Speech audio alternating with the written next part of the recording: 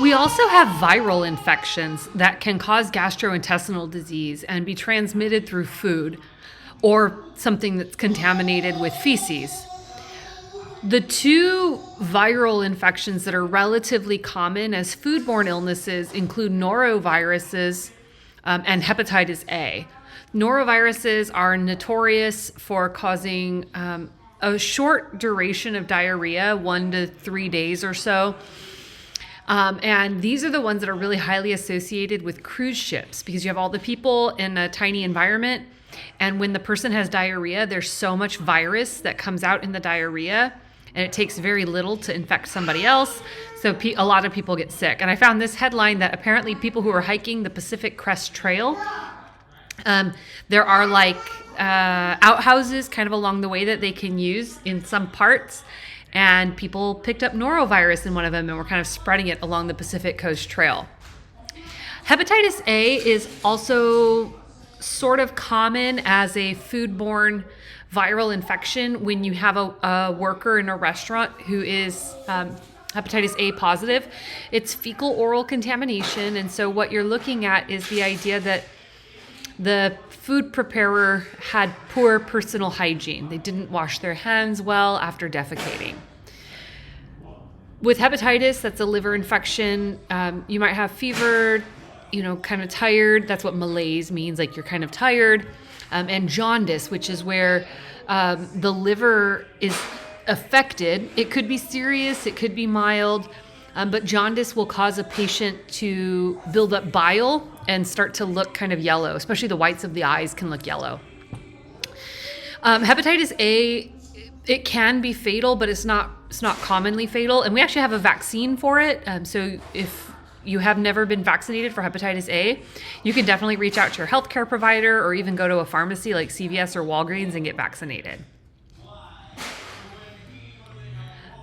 We also see, not just from eating mushrooms that have toxins, but there are some fungi that can contaminate grains, peanuts, and things like that. Some of these fungal organisms can produce toxins as well. So with Aspergillus, the toxins are aflatoxins, and they are really potent carcinogens, meaning they're very potent cancer-causing chemicals. So it can be really dangerous to eat something that's been contaminated with Aspergillus producing these toxins. The claviceps, it produces a toxin that looks a lot like LSD, the drug, like the illicit drug that causes hallucinations, was actually derived from this toxin. So it causes a lot of hallucinations, and it's thought that the Salem witch trials, the fact that there was this kind of mass hysteria around some of these teenage girls, was because they had been intoxicated from contaminated grain. Finally, we also have parasites that can contaminate our food and cause GI tract infections. What you're seeing in the upper right-hand picture, these are called flukes. They're a type of flatworm. They are generally found in raw seafood and also unclean vegetation, like watercress, so like water vegetation.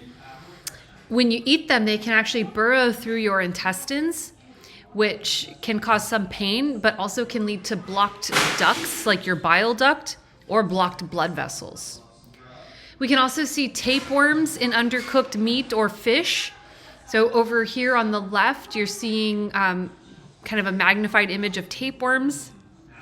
This is a person who ate so much raw seafood that the larvae had migrated all over his body. These are all like tapeworm larvae. And tapeworm infection, for the most part, is not going to be fatal. Even though the tapeworms do kind of take your nutrients and steal vitamins, the majority of people will probably be okay. In those cases where it's fatal, most often what's happened is that these larvae have gone to the brain and caused damage to the brain. But again, for the most part, where the parasites go, the tapeworms in the body, is in the intestines. And so what you have in this image here is, I'm not going to ever expect you to remember like the full name of this, but this is a fish tapeworm. And we see it in things like raw salmon. And so this is a live tapeworm in the intestines of a woman getting a colonoscopy. And so you can see the tapeworm moving within the intestines. So this is what can happen if you eat undercooked fish. It's found, similar tapeworms are found in beef and pork. So it's really important to cook your food all the way. Now in the wild, these are most often found in bears because bears eat a lot of, well, they don't cook their fish, right? So the bears that can catch fish and other animals will eat them. So here you have some bear feces, and you can see the length of the tapeworm is longer than the length of this whole car. There are lots of videos like this you can find on the internet, but here's looks like a black bear, and you can see that he's bringing a friend along. And so, I mean, that doesn't necessarily cause the bear any discomfort. If anything, it might be a little bit itchy, but there it goes, just walking off with that tapeworm. I think it just kind of stalks off into the woods. So, bears in the woods. And it is not, of course, limited to bears or random people on a colonoscopy. A few years ago in Fresno, a man who liked to eat a lot of raw salmon turned up at St. Agnes Hospital with this. So he felt something when he was using the restroom, and not my first inclination, but his was to pull on it. And I feel like if something's coming out and you're not sure what it is, at first he thought it was his intestines, so he started pulling on it. I'm like, if I think my intestines are coming out, I'm not pulling. He pulled. And, you know, he ended up pulling about 5 feet of a tapeworm. And so he wrapped it around this toilet paper holder and brought it into the hospital, and they unwrapped it, and it was about that long, about 5 feet. So it can happen. Other parasites are also related to things like tapeworms. This trichinosis has larvae that can encyst in your muscles and vessels from undercooked meat. Ascaris is dangerous. It is a roundworm that can be transmitted through the oral fecal route. The worms can disseminate through the body, and the eggs are very resistant to being destroyed. So it can be common to potentially accidentally eat something that's contaminated with eggs. And what this image is here is these are all this Ascaris, and these were all pulled out of the stomach of an infant at autopsy. So it can be a massive infection.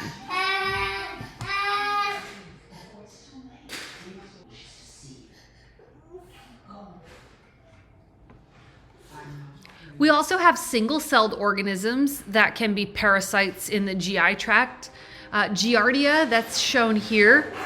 This one is often found in, like if you go camping and you drink water that you haven't boiled or filtered, it can be found there.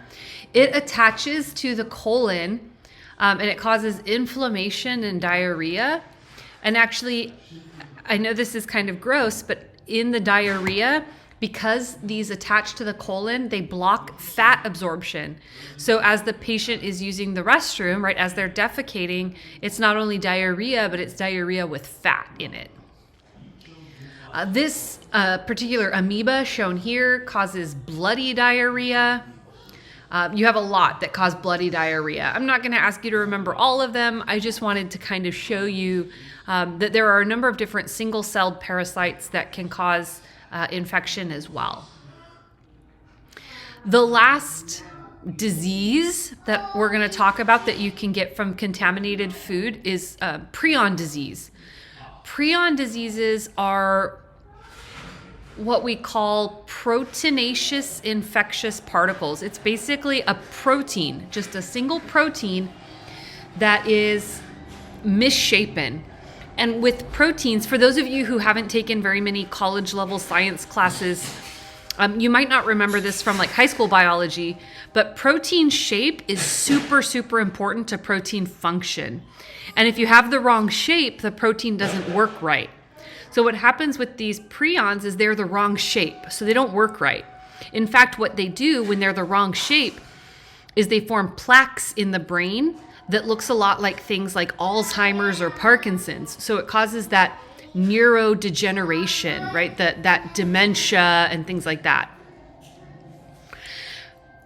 So that's bad enough, but the really, really bad thing is that if you ever eat something that has one of these bad-shaped proteins in it, that bad-shaped protein can turn all your good-shaped proteins into bad-shaped proteins. So it can move into your brain, and we call it transmissible, meaning you can get it from something else. It can be transmitted. Spongiform causes holes or a sponge-like texture. Encephalitis in the brain. So it's basically, you're going to get holes in your brain from something you ate. There was a form that we would see in humans called kuru that was associated with the Foray people in Papua New Guinea because they practiced what we call funerary cannibalism. They ate their dead. And if one of the dead died of a prion disease, everybody who ate them was at risk. So they had a lot of prion disease in those populations until they were informed, like, you probably shouldn't eat your dead people anymore. Like, I know that's the thing you've been doing, but you should probably stop. And once they stopped, it was fine. In sheep, they call it scrapie because the sheep will just rub as their brain degenerates, they'll rub their skin raw on fence posts, houses, barns, whatever. And in cows, we call it mad cow disease. So if you meaning not actually you, but you being a person who ate something contaminated with mad cow. So if somebody eats a mad cow, they are at risk for developing the human form that we call Creutzfeldt-Jakob. It's two German people's names. We don't see that very frequently. It can happen, but for the most part, we don't eat dead people. And we don't feed dead cows to other cows. That's how it's spread through cows. So, and if a cow looks like they might have it, they're taken out, they're culled, and they're not put into the food supply. So it's pretty rare in the US. But in Great Britain, in the 70s and 80s, it was relatively, for something like this, it was pretty common. This is pretty scary. So if it's found multiple times, that's pretty common. There are certain situations where people can develop a prion disease just randomly, like spontaneous, not from something they ate. And there are also situations where people can develop a prion disease genetically. So there are some genetic prion conditions.